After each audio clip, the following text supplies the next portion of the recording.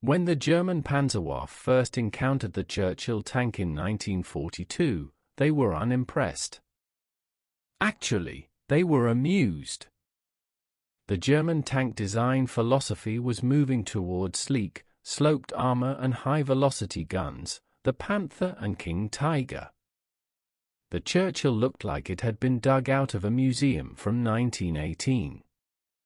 It was a rectangular box. The tracks ran all the way around the hull, over the top, just like the old Mark IV tanks of the First World War. It had a vertical faceplate. It was heavy, 40 tons. And it was slow. Its top speed on a road was about 15 miles per hour. A German Panther could do 30. German intelligence officers dismissed it as an infantry tank, a concept they considered obsolete. They believed that tanks should be cavalry, fast, sweeping formations that encircled the enemy. A tank that moved at the speed of a walking man was, to the German mind, a target. They mocked the small gun, initially a 2-pounder, and the rivet-heavy construction. The British are fighting the last war, the German officers joked. They saw the Churchill as a symbol of the British Empire, old, slow, heavy, and stuck in the past. They believed that their high-tech, high-speed Panzers would run circles around these lumbering dinosaurs. They didn't realize that speed is relative. On a flat road, the Panther was king. But war is rarely fought on a flat road. It is fought in mud, on rocks, and up steep hills. And in those conditions, the dinosaur had a secret evolution that the Germans had completely missed. The German contempt for the Churchill was solidified on the beaches of Dieppe. August 19, 1942. The Jubilee Raid. The Allies attempted a raid on the French port of Dieppe. It was the combat debut of the Churchill tank. It was a catastrophe. The tanks were landed on a beach made of chert, loose, fist-sized pebbles. The stones got caught in the tracks. They acted like ball bearings. The massive Churchill tanks spun their tracks helplessly, digging themselves into the shingle. Most of them never made it off the beach. They became static pillboxes, picked off one by German shore batteries. The crews fought bravely, firing until they ran out of ammo, but the tanks were lost. German propaganda photographers swarmed the abandoned hulks. They took photos of the broken tracks and the stranded behemoths. The photos were circulated throughout the Wehrmacht. "Look at the British junk," the captions implied. "It can't even cross a beach." This reinforced the German underestimation. They assumed the Churchill was a failure. A heavy, clumsy beast that would bog down at the first obstacle. They stopped worrying about it. They focused their anti-tank training on defeating the American Sherman and the Russian Tu-34. They ignored the Churchill. This complacency was a strategic error. Dieppe was a failure of planning, not of the tank. The stones of Dieppe were unique. On normal ground, mud, clay, rock, the Churchill was about to prove that it was the most agile heavy vehicle in the world. The Germans thought they had seen the Churchill at its best. They had actually seen it at its worst. What the Germans couldn't see from the outside was the genius of the Churchill's suspension. Most tanks, like the Sherman or Tu-34, had large road wheels. The Sherman had 3 bogies on each side. If one broke, the tank was crippled. The Churchill had 11 small road wheels on each side. They were mounted on individual coiled springs. This gave the tank an incredible amount of redundancy. A Churchill could lose 3 or 4 wheels to a mine or shell fire and keep moving. But the real advantage was terrain conforming. Because there were so many wheels, the track could mold itself over obstacles like a caterpillar. When a Sherman hit a large rock, it would tilt up violently. When a Churchill hit a rock, the suspension absorbed it. The tank flowed over the terrain. This allowed the Churchill to climb. It could climb gradients that were theoretically impossible for a tracked vehicle. German manuals stated that a tank could not climb a slope steeper than 30 degrees. The Churchill could climb a 40-degree slope. In wet mud. It had a low center of gravity. It was almost impossible to tip over. The Germans, obsessed with high-velocity guns and frontal armor thickness, didn't value terrain accessibility. They built tanks that dominated the open plains of Russia. But as the war moved into the mountains of Tunisia and Italy, the plains disappeared. The battlefields became vertical. And on a vertical battlefield, the suspension of the Churchill was a weapon more powerful than a high-velocity cannon. To climb a mountain, you don't need horsepower, speed, you need torque, grunt. The engine of the Churchill was a strange beast. The Bedford Twin Six. It was essentially 2 lorry, truck, engines welded together horizontally. It was heavy. It was unrefined. It produced only 350 horsepower, less than a Sherman. But it was geared for torque. The Churchill had a gearbox that allowed it to crawl at 1 mile per hour with the power of a locomotive. It could grind its way up a muddy hillside without stalling. The German tanks, the Panthers and Tigers, had high-performance Maybach engines. They were powerful but temperamental.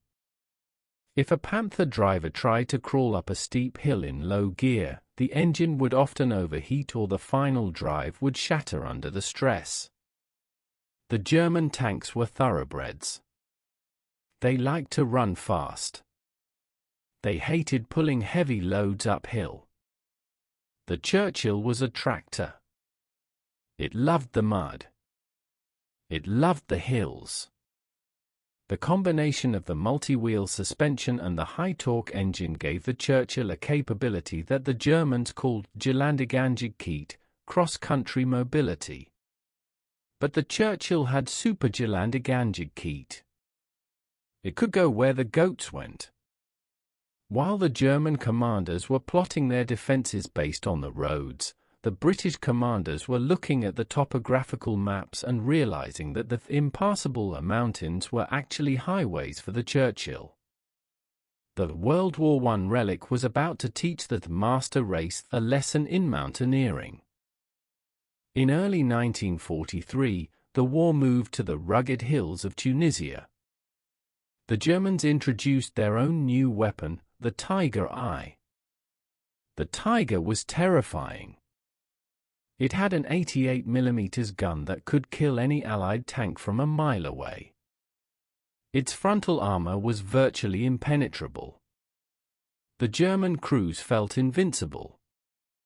They deployed their Tigers on the hilltops, commanding the open valleys, daring the Allies to attack. But the British didn't attack across the open ground. At a place called Debel Jaffa, the Germans learned a hard lesson in tactics. While the Tigers were watching the roads, a squadron of Churchill tanks from the 48th Royal Tank Regiment did the unexpected. They drove into the wadis, deep, steep-sided dry riverbeds that crisscrossed the landscape. The Germans considered these wadis impassable for heavy armor. The sides were too steep, the bottoms too soft. The Churchills dropped into them. Their suspension absorbed the shock. Their torque pulled them through the soft sand. They used the wadis as sunken highways, completely hidden from the German guns. They emerged on the flank of the German position.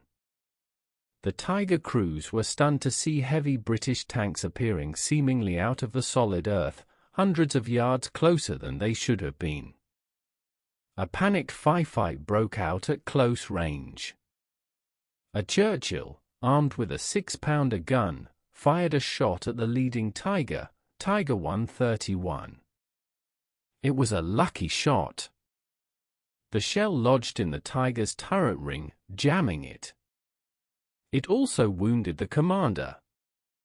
The German crew, panicked by the sudden appearance of the enemy and the disabling of their main weapon, bailed out. They abandoned the brand-new Tiger intact. It was the first Tiger captured by the Western Allies. The Germans were horrified. Their ultimate weapon had been neutralized not by superior firepower, but by superior maneuverability in rough terrain. The slow Churchill had outflanked the invincible Tiger because it could go where the Tiger could not. The defining moment for the Churchill in North Africa was the assault on Longstop Hill, Jebel El Arma.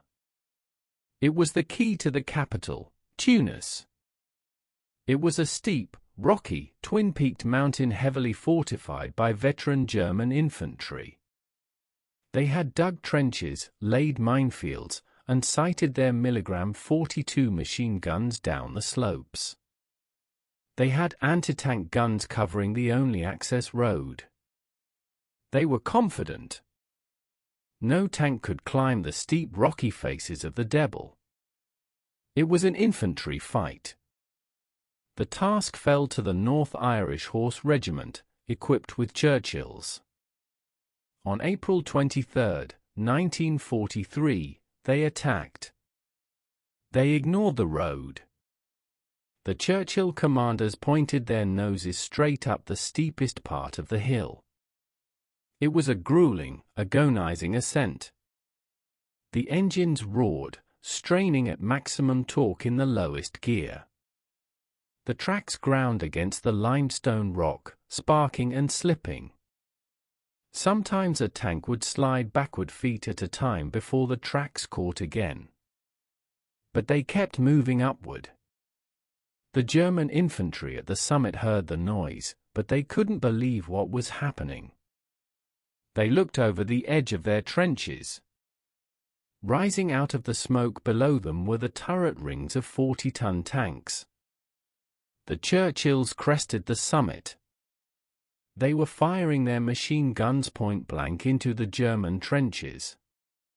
The German defense collapsed instantly. You cannot fight a tank with a rifle at 10 yards. The Germans surrendered in droves. Many were in a state of shock. They kept pointing at the tanks and the cliffside, muttering that it was impossible. A British infantry officer who witnessed the attack wrote, "It was the most incredible feat of armored warfare I have ever seen. Those tanks climbed like mountain goats." Longstop Hill fell because the Churchill broke the rules of physics that the Germans relied upon for their defense. After Africa came Italy. If Tunisia was difficult terrain, Italy was a nightmare. It is a country defined by the Apennine Mountains running down its spine like a zipper. It is narrow, mountainous, and crisscrossed by hundreds of rivers. In the winter of 1943–44, the rains turned the valleys into swamps of glutinous mud. It was the place where speed went to die. The American Sherman tanks struggled desperately. Their tracks were relatively narrow. In the deep Italian mud, they bogged down to their axles. On the icy, narrow mountain switchbacks, the Shermans were top-heavy. Many slid off the roads and tumbled into ravines. The Germans, under Field Marshal Albert Kesselring, used the terrain masterfully. They blew every bridge. They flooded the valleys. They turned Italy into a tank graveyard. But the Churchill thrived. This was the environment it was built for. Its tracks were wide. They spread the 40-ton weight over a large area, giving it low ground pressure. While Sherman sank, the Churchill floated on top of the mud.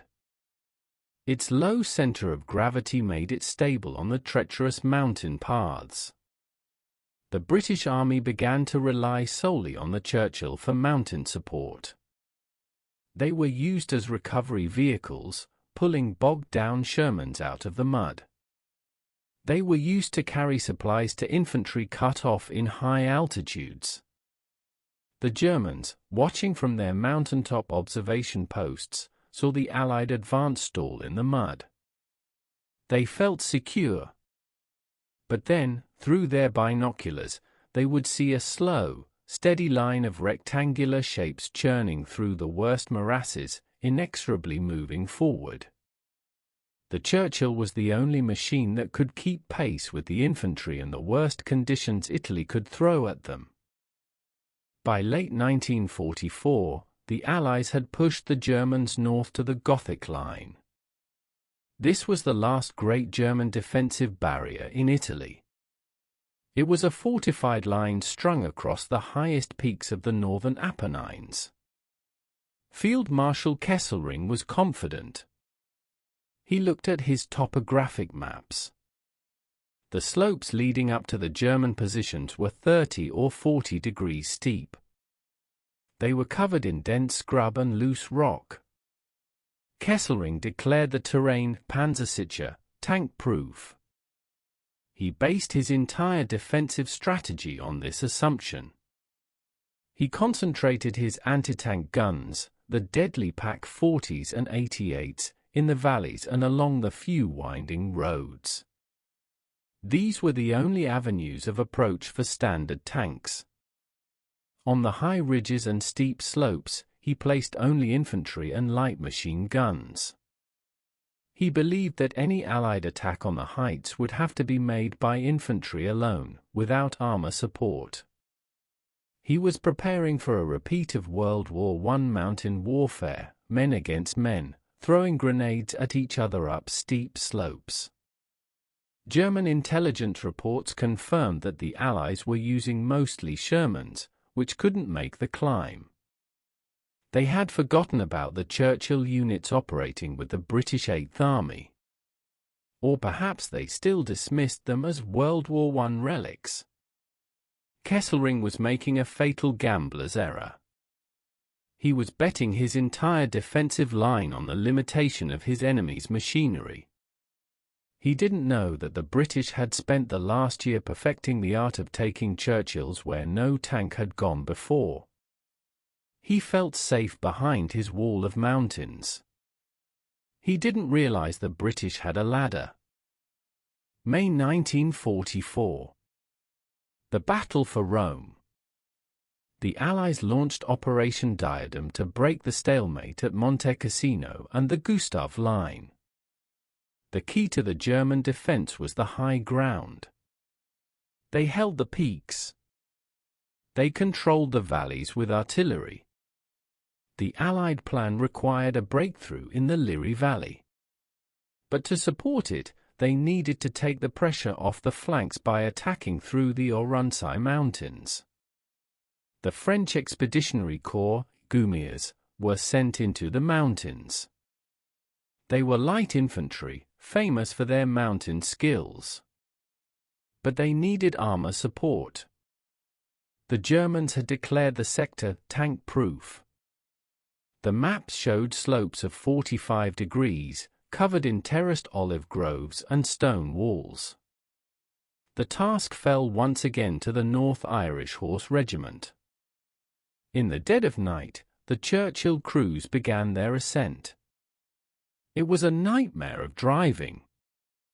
The drivers couldn't see the ground in front of them. They were guided by commanders walking ahead with white tape, marking a path through the rocks. The tanks groaned. The engines overheated. The track slipped on the loose shale, but the suspension held. The independent bogies climbed over the stone walls that would have high-centered a Sherman. At one point, the tanks were climbing a gradient so steep that the crews had to stand on the back decks to keep the nose from tipping backward, a slight exaggeration common in soldiers' tales, but indicative of the severity. It took all night. By dawn, the Germans on the ridgelines woke up to a terrifying sight. They looked down the impassable cliffs, and there, grinding towards them, were heavy tanks. The German anti-tank guns were all pointed at the valley roads.